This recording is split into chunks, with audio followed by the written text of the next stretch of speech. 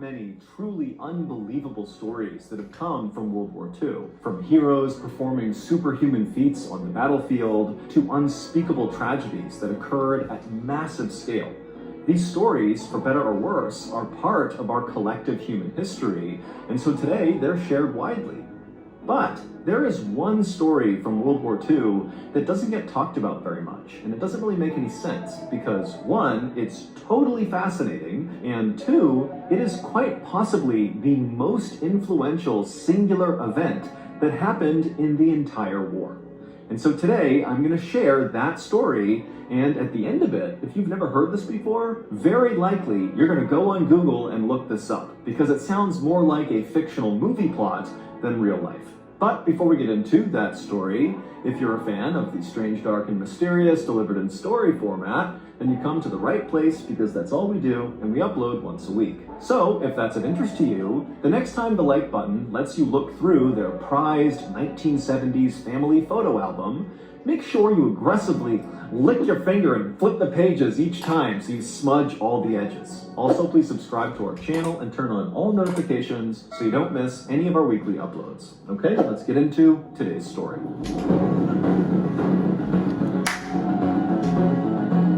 Dice roll! Dice roll! Shee! Shee! Shee! Shee!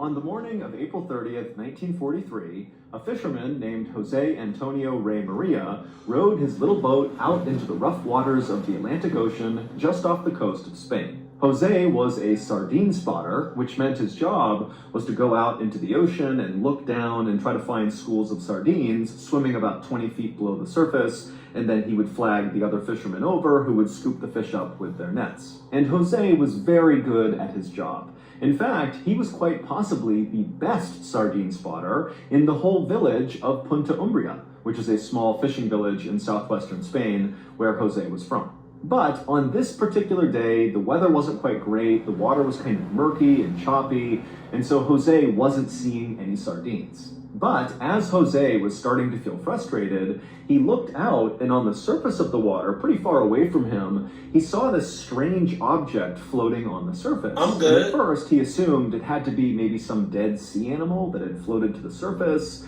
But as he stared at it from his boat that was rocking in the water, he saw between waves there was a yellow color on this lump that just looked kind of unnatural. And so, feeling curious about whatever this was, Jose decided to start rowing over in that direction and get a better look. And as he... You lost me at curious. Curiosity didn't kill the cat.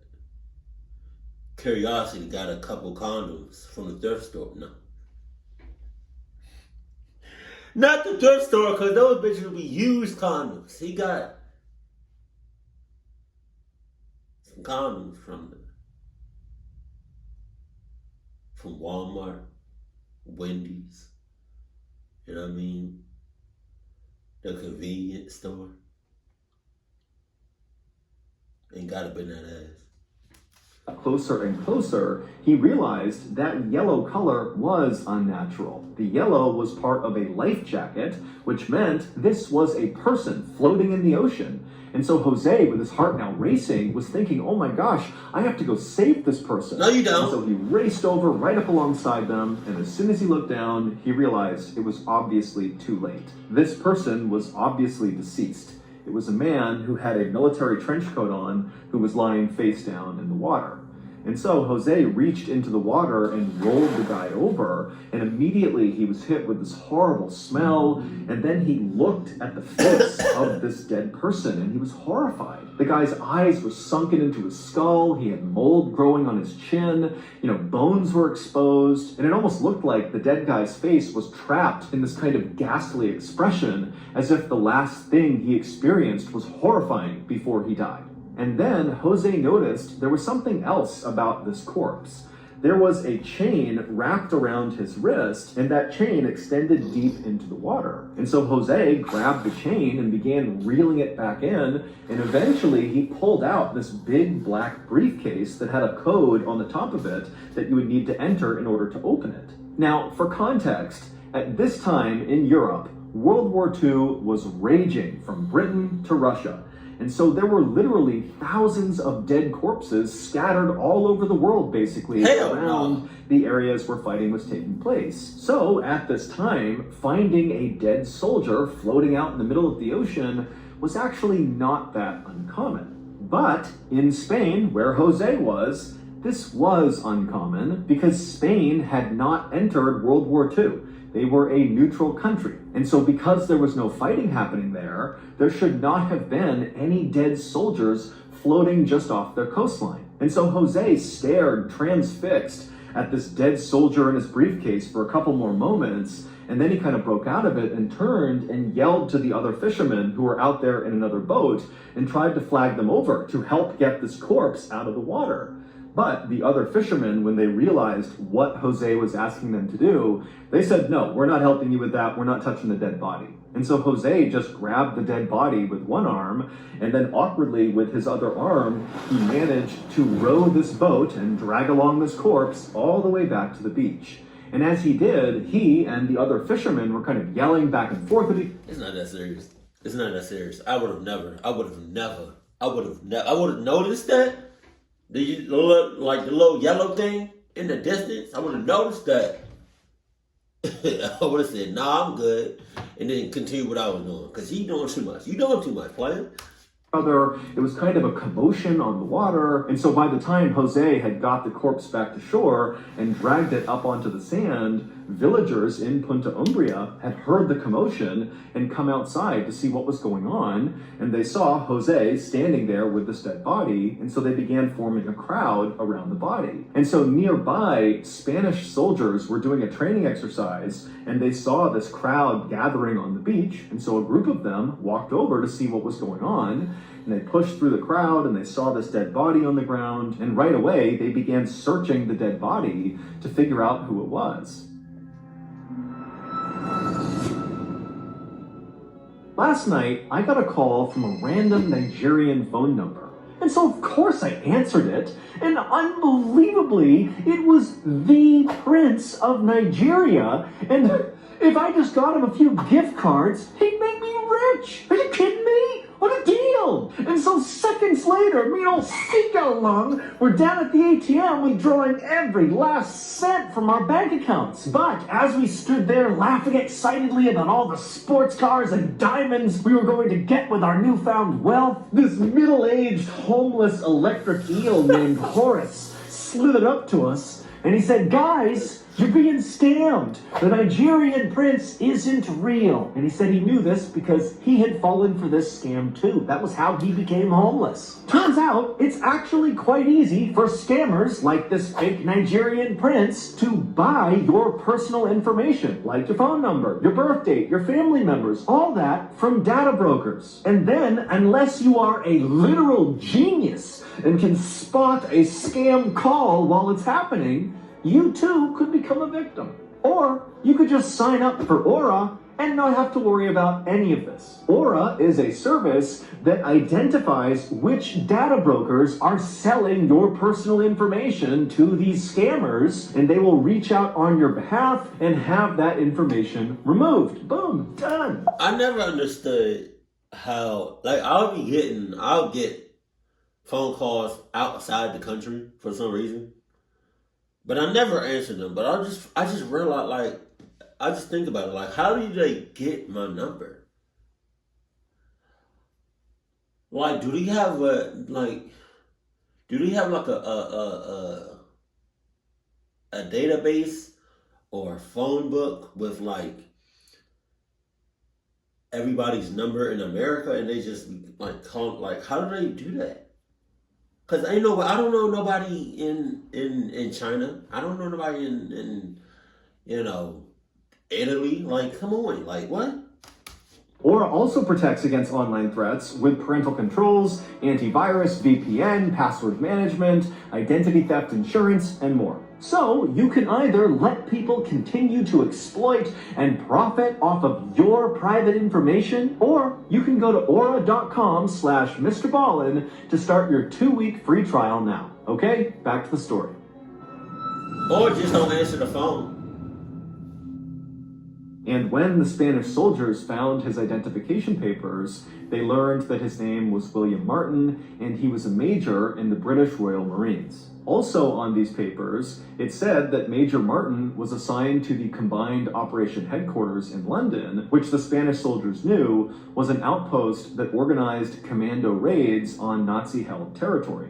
Under Major Martin's military trench coat, when the soldiers opened it up, they saw he was dressed in full kit, full battle gear, which suggested he had died during one of these commando raids. But after the Spanish soldiers had removed his gear, they couldn't find any shrapnel wounds or gunshot wounds. And so the running theory was, he must have been flying over this area and maybe his plane was shot down, and that's why we can't figure out how he died. But the Spanish soldiers had not heard any reports of a plane being shot down right off the coast. And so really they had no idea how Major Martin actually came to be here.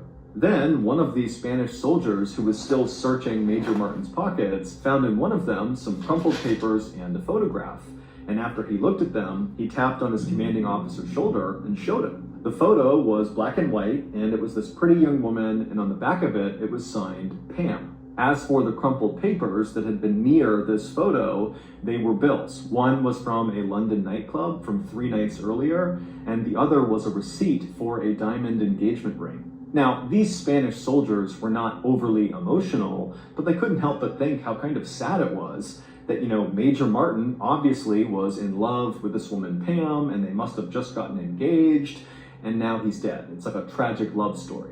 And so the soldier who had found these bills and this photo folded them back up and tucked them back inside of Major Martin's pockets, and then the soldiers talked about what they should do next. Now, technically, because Spain was a neutral country, what they were supposed to do was turn this body back over to the British because he was a British soldier. But the Spanish government was run by a fascist dictator, Francisco Franco, who was not really neutral at all. He was actually secretly aligned with the Nazis. In fact, the Nazis' leader, Adolf Hitler, had helped Franco come to power, and so now that he was in power, he regularly shared secrets with the Germans. And so when these Spanish soldiers eventually contacted their higher-ups to ask what to do with this dead British soldier, their superiors told them, do not give Major Martin's body back to the British. Instead, bring his body to a nearby morgue where agents who worked for Franco would be able to inspect the body and open up that briefcase and see what was inside.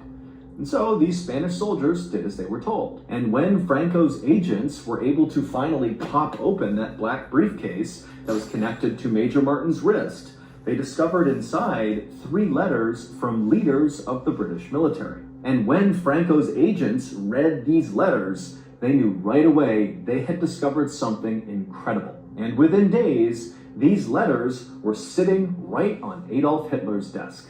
Now, at this time, in April of 1943, Hitler was starting to worry that he was about to lose the war.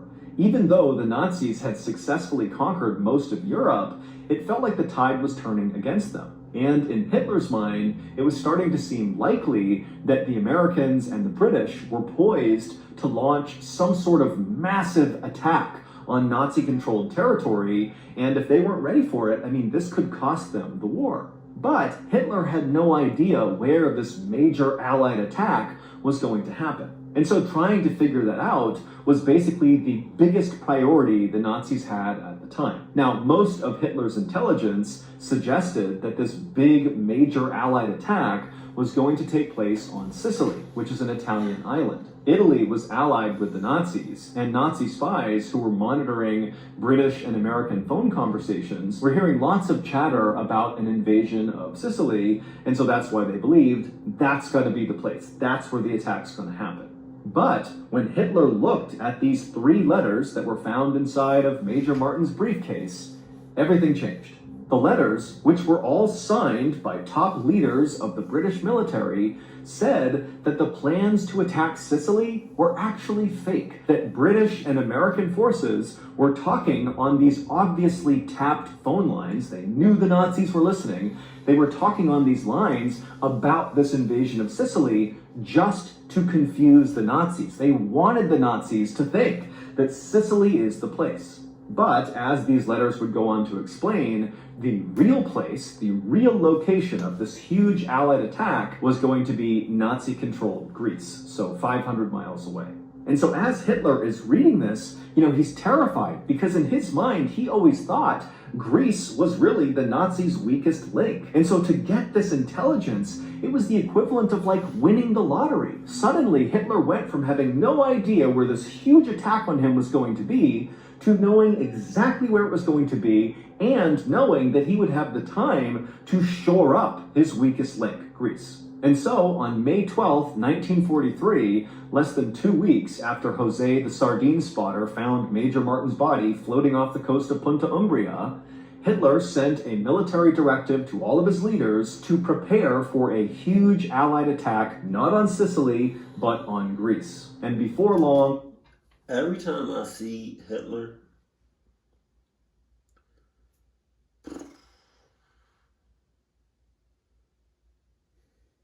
I should be ready. Let's just say, thank God Hitler is not around today. German tanks were rumbling from southern France to Greece, and tens of thousands of German soldiers were setting up barriers on Greek beaches to repel the invasion. And then out at sea, the famous German U-boats, their submarines, which were so deadly during World War II, were out all over the place, getting ready to shoot any Allied ships that came towards the shore. In short, the Nazis were ready.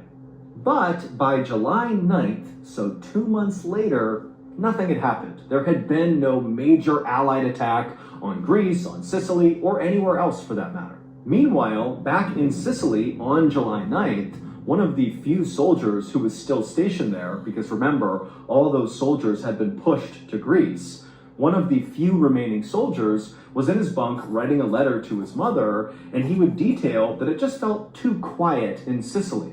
And after he had written this letter, signed it, and put it away, he heard outside a massive booming sound. And so he ran outside and he looked in horror towards the horizon. Now, instead of being a beautiful, clear blue, it was black with smoke and warships as far as the eye could see. He couldn't even count the number of warships on the horizon. And they were all coming right towards Sicily, firing their cannons and guns. This was the big Allied attack. It was on Sicily.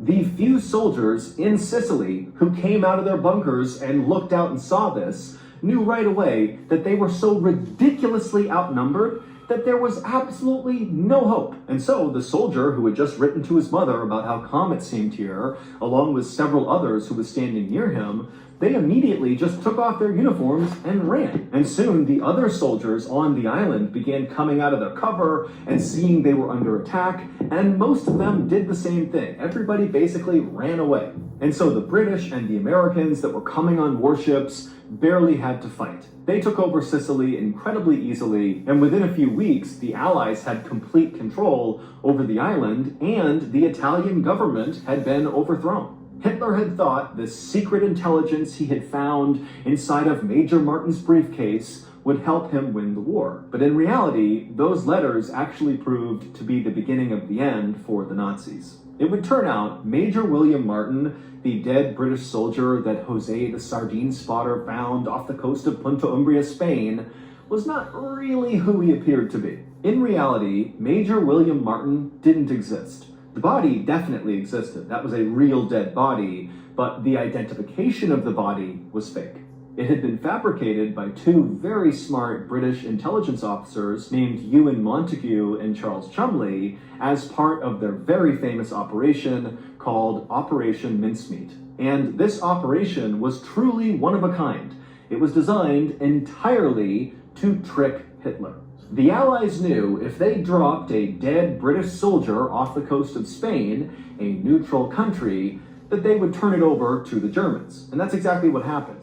And so everything that was on the fake major's body, from the trench coat to the kit he was wearing to the identification papers, the receipts, the photos, all of it was placed very intentionally to convince the Germans that Major Martin was real. Major Martin was given a high enough military rank that it kind of made sense that he might be carrying this really special briefcase with highly classified military secrets, but his rank was not high enough that he would be known in military circles, because that would make it too easy for the Germans to identify that this was fake.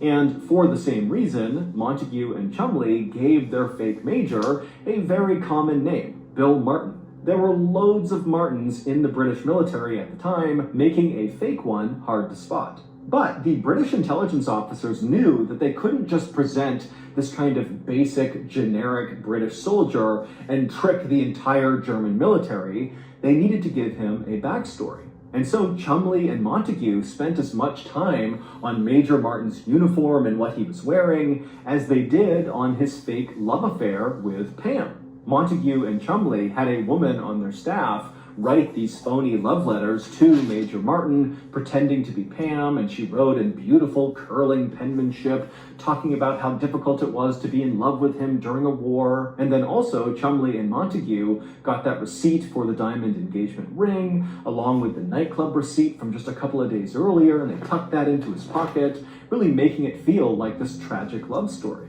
And so it was a combination of all of these details that have been thought through so carefully by these intelligence officers that really made Major Martin seem 100% real. As for the real identification of the dead body, it belonged to a 34-year-old homeless man from London named Glendor Michael. Michael had lived this wretched, miserable life and then eventually died when he ate rat poison that was on a piece of bread. We don't know if he tried to kill himself or if it was accidental. Michael's body had been stored in a refrigerator in a morgue unclaimed for months when Montague and Chumley found out about him and decided he would be perfect because no one would notice if his body went missing. And so ultimately, Operation Mincemeat was a massive success. Hitler completely mistook a homeless man from London for a relatively high-ranking British military officer carrying international secrets on his wrist. Hitler, Jesus, man, you are dumbass. Also, y'all gonna take a homeless man corpse? I'm sure he had a family somewhere, man. Jesus. God.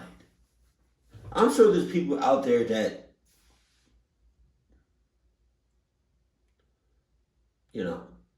that don't really care about their life. And it's like, just waiting for the end. You could have used one of them, Jesus.